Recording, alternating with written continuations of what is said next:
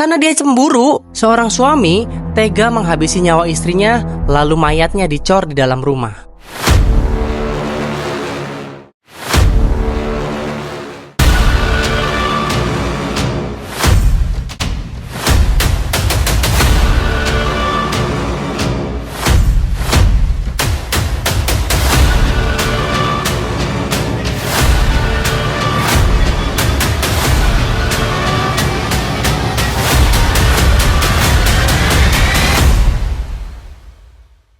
Audio Jungle.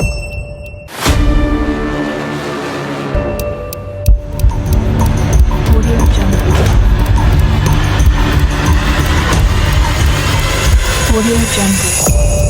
Halo guys, selamat datang di channel Jejak Kasus. Karena setiap kasus punya cerita. Di sini kita akan membahas cerita-cerita yang gila, misterius, dan penuh teka-teki. Jadi, sebelum kita mulai, jangan lupa tekan tombol subscribe dan aktifkan lonceng notifikasi biar kalian gak ketinggalan cerita-cerita seru dari saya. Oke, tanpa basa-basi, get ready, drama is about to drop.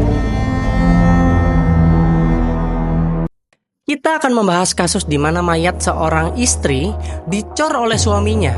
Kasus ini terjadi di Makassar, Provinsi Sulawesi Selatan, yang baru terungkap setelah 6 tahun kemudian. Bayangin aja, seorang suami tega menghabisi istrinya, lalu mayatnya dicor di dalam rumah. Yang lebih gila lagi, kasus ini baru ketahuan bertahun-tahun kemudian. Mungkin kalian juga udah pernah dengar beritanya di media, tapi di sini kita membahasnya lebih mendalam. Polisi mengungkap fakta kasus pembunuhan yang jenazahnya dicor di dalam rumah di Makassar, Sulawesi Selatan. Sebelum korban tewas, pelaku sempat melakukan kekerasan terhadap korban selama 3 hari berturut-turut. Jadi ceritanya gini, pada tahun 2018, seorang suami bernama Hengki diduga menganiaya istrinya hingga... Tapi cerita kelam ini baru terungkap pada bulan April 2024 karena anak korban yang bernama Vivi melapor ke Polrestabes Medan. Melapor ke Polrestabes Makassar. Vivi, yang waktu itu berusia 17 tahun, melaporkan dugaan penganiayaan yang dilakukan oleh ayahnya. Saat polisi mendalami laporannya, Hengki mengatakan bahwa istrinya pergi dengan pria lain yang diduga adalah mantan pacar istrinya. Namun, Vivi, anaknya, mengungkapkan bahwa ibunya tidak pergi dengan wanita lain. Seperti yang selama ini diduga. Melainkan Vivi menduga bahwa ibunya meninggal karena dianiaya oleh ayahnya sendiri. Vivi menceritakan saat dia kelas 4 SD, sepulangnya dari sekolah, Vivi menemukan ibunya terbaring di lantai rumah dengan wajah yang bengkak parah. Besoknya, dia melihat ibunya di posisi yang sama, tidak bergerak. Yang lebih mengerikannya lagi, ayahnya pulang membawa pasir dan air ke dalam rumah. Loh, lalu kemudian Vivi bertanya-tanya dong pastinya, untuk apa ayah pasir dan air itu? Ayahnya menjawab, oh, ini untuk bikin kolam ikan. Lalu selama bertahun-tahun, Vivi merasa ada yang tidak beres atas keberadaan ibunya. Ayahnya bahkan sempat mengatakan kepadanya, kalau ada yang tanya tentang ibu, bilang aja dia lagi pergi dengan laki-laki lain. Tapi kan Vivi meyakini dalam hatinya bahwa itu adalah hal yang gak mungkin. Akhirnya, setelah menyimpan rahasia ini selama bertahun-tahun, Vivi memberanikan diri untuk melapor ke kepolisian pada tanggal 13 April 2024. Polisi lalu bergerak cepat. Sehari setelah Vivi melapor, pada tanggal 14 April 2024, polisi melakukan olah TKP di rumah mereka yang terletak di Jalan Kandea 2, Lorong 116, nomor 6, Kecamatan Bontoala, Kota Makassar. Saat melakukan olah TKP, polisi menemukan ada sebuah lubang berdiameter 1 meter yang tertutup pasir dan semen.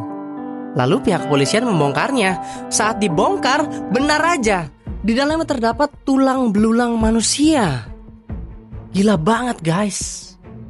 Gila banget kan guys? Gak kebayang gimana sih betapa mengerikannya suasana di sana itu.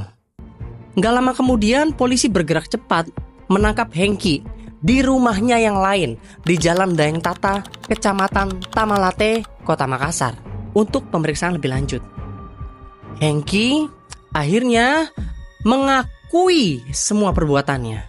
Dia mengatakan bahwa ia memang menghabisi nyawa istrinya pada tahun 2018 dan menimbun jasadnya dengan pasir dan air. Ketika ditanya tentang motifnya, Hengki mengaku bahwa dia cemburu. Motif daripada kejadian pembunuhan ini adalah didasari dari rasa cemburu pelaku atau suami terhadap istri atau terhadap korban. Cemburu masa sampai segitunya sih?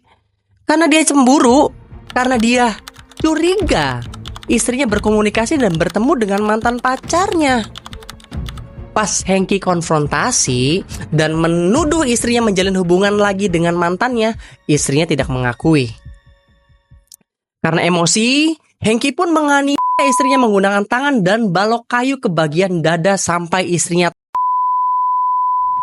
Menurut keterangan dari kepolisian, jadi Hengki tuh menganiaya istrinya selama 3 hari sebelum akhirnya dia meninggal. Ciao. Yang lebih mengejutkannya lagi, para tetangga ternyata sempat melihat si Hengki ini memukuli istrinya. Tapi mereka nggak curiga ketika korban tiba-tiba itu menghilang. Padahal kan gini loh, kan tetangganya lihat nih, tapi kok nggak bantuin, kenapa? Mungkin mereka mikir ya, kalau istrinya itu melarikan diri karena rumah tangga yang abusive. Rumah tangga toksik lah, bahasanya zaman sekarang sih. Bahkan setelah beberapa hari kejadian, nah ini bau busuk mulai tercium oleh tetangga. Untuk menghilangkan kecurigaan, Hengki mengecor jasad istrinya dengan semen dan membawa 2 anaknya pindah dari rumah itu. Rumah tempat mengecor tadi sempat kosong tuh selama 6 bulan. Kemudian disewakan nih selama 5 tahun dan kosong lagi selama 6 bulan sebelumnya akhirnya kasus ini terungkap. Nah, kalian bisa bayangin nih seberapa mengerikannya kejadian waktu itu. Selama 5 tahun rumah itu ada yang menyewa. Orang yang menyewa rumah itu gak sadar kalau di dalam rumah itu ada jasad manusia yang dicor di dalamnya. Berdasarkan hasil konfrontasi dengan digital forensik, Kapolrestabes Makassar, Kombes Muhammad Ngajib, mengatakan bahwa kejahatan Hengki ini dilakukan pada bulan Agustus tahun 2017. Pihak kepolisian memeriksa setidaknya 10 saksi dan terduga pelaku. Motif sementara tetap sama, yaitu karena cemburu. Nanti bisa dibuktikan oleh kepolisian dan proses hukum lainnya ya.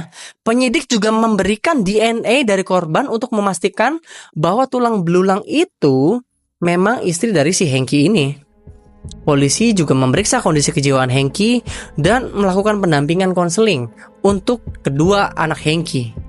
Sekarang, tulang belulang korban sudah dimakamkan dengan layak oleh pihak keluarga. Setelah 6 tahun terkubur di dalam rumah, jenazah Jumiati akhirnya mendapatkan pemakaman yang layak.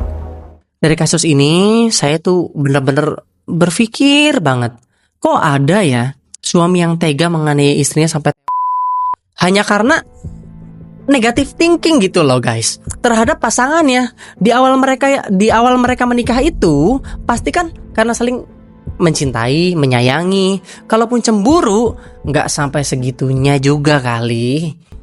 Kebayang juga deh, gimana tersiksanya Vivi sebagai anak korban yang menyaksikan ibunya dianiaya dan ternyata sampai ibunya lalu memendam kesaksiannya hingga ia dewasa. Semoga mental Vivi dan adiknya segera membaik ya guys, dan mereka bisa tumbuh menjadi anak yang baik. Oh iya guys, dari berita ini yang lebih mengejutkannya lagi, Hengki ini dari tetangganya ya. Kalau Hengki ini diduga punya 2 istri dan punya 1 anak lagi dari istri keduanya. Nah, istri keduanya ini juga pernah tinggal di rumah itu. Dan rumornya bahwa istri keduanya ini juga dikabarkan menghilang. Keluarga, kerabat sempat menanyakan keberadaan dari istri kedua pelaku ini. Tetapi Hengki beralasan sama, bahwa istri keduanya kabur dengan pria lain. Gimana nih guys? Ada yang tahu kelanjutannya atau kalian ada update tentang kasus ini? Kalau kalian tahu tentang ceritanya, boleh ya kalian komen-komen ya guys di bawah sini. Biar kita nanti bahas di kemudian hari. Sekian cerita jejak kasus hari ini. Stay safe ya guys. Sampai jumpa di cerita-cerita selanjutnya. Oh iya, buat kalian yang suka penasaran dan suka kepo sama kasus-kasus viral di Indonesia atau di luar negeri juga boleh, bisa juga request di kolom komentar di bawah sini. Terima kasih buat yang udah nonton. See you soon di cerita jejak kasus lainnya. Bye!